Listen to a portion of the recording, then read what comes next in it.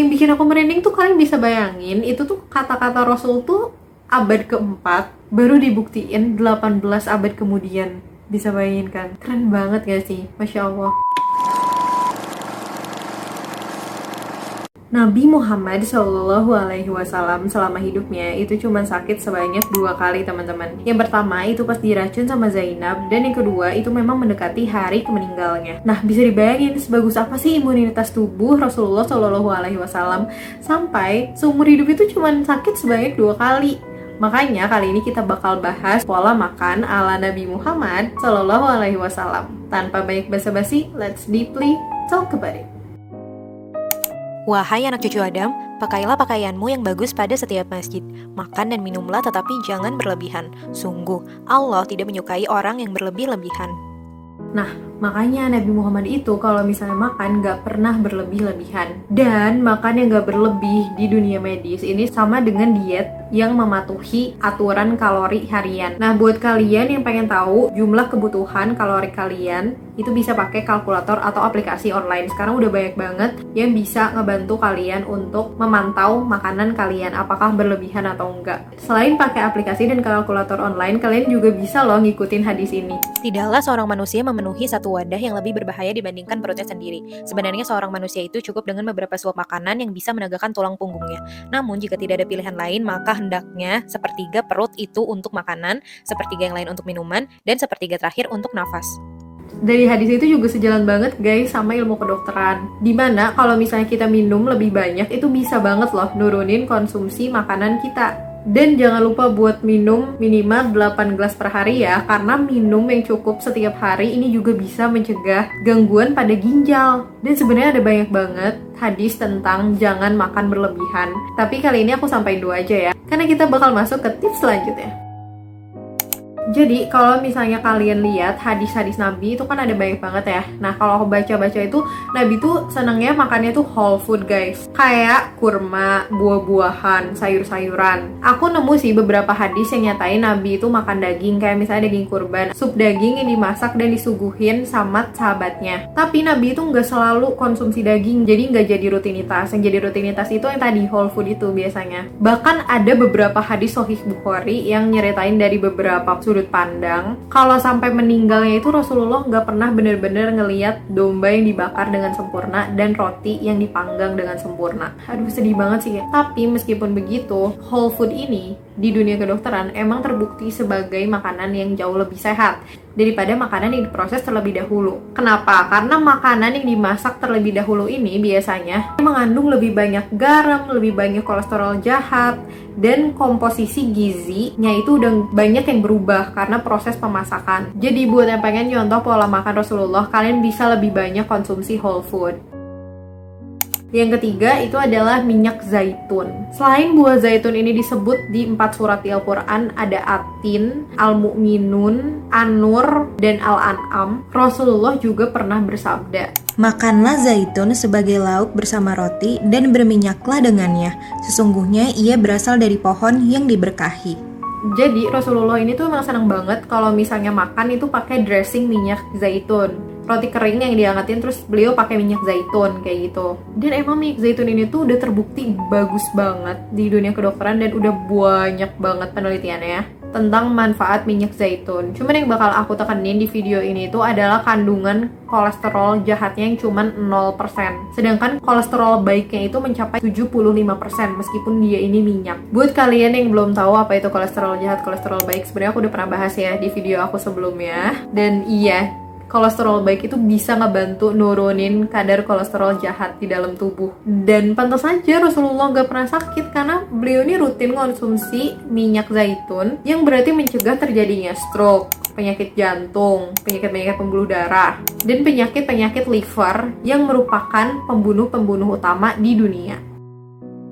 Jadi setiap pagi Rasulullah itu seneng banget konsumsi madu. Selain madu ini udah di-mention 2 kali di dalam Al-Quran, ada juga hadis nih. Rasulullah Shallallahu Alaihi Wasallam bersabda, "Barang siapa minum madu dalam 3 pagi atau 3 kali dalam setiap bulannya, maka ia tidak akan ditimpa bala penyakit yang berat." Dan ada juga hadis-hadis sahih tentang madu yang kalian bisa searching, tapi aku nggak masukin di video ini. Tapi emang madu itu sebagus itu ya buat kesehatan? Jawabannya adalah iya guys, madu emang sebagus itu. Penelitian madu ini juga nggak kalah banyak dari minyak zaitun, bahkan lebih banyak lagi. Mulai dari manfaat buat kulit, nyembuhin luka, obat peradangan, antioksidan, antibakteri alami, dan masih banyak lagi. Jadi kandungan madu ini tuh ada gula, zinc, antioksidan, vitamin, dan mineral. Antioksidan ini dia bisa banget mencegah terjadinya gangguan jantung. Terus madu jenis eucalyptus, citrus, sama labiate, dia ini menurut penelitian bisa digunain buat menekan batuk. Dan madu juga dari sisi kesehatan jiwa dan saraf, dia bisa berperan sebagai antidepresi, anti-ansietas, dan anti kejang. Dan bahkan bisa mencegah terjadinya penyakit lupa di usia lebih lanjut. Dia juga nih punya efek bisa ngobatin berbagai gangguan pencernaan karena infeksi. Karena tadi itu dia punya efek antibakteri alami. Sayangnya sampai saat ini itu belum ada standar medis buat produksi sama dosis madu dan fungsinya sebagai obat. Makanya madu ini tuh lebih berperan sebagai support aja sih. Kalau misalnya di dunia kedokteran itu belum bisa dijadiin sebagai obat utama kayak gitu. Karena tadi belum ada standar universal dari jenis madunya, produksinya, dosisnya kayak gimana itu belum ada. Jadi kalian bisa jadiin madu ini buat support pengobatan kalian. Barang siapa di waktu pagi hari memakan 7 butir kurma ajwa, ia tidak akan kena racun hingga sore hari.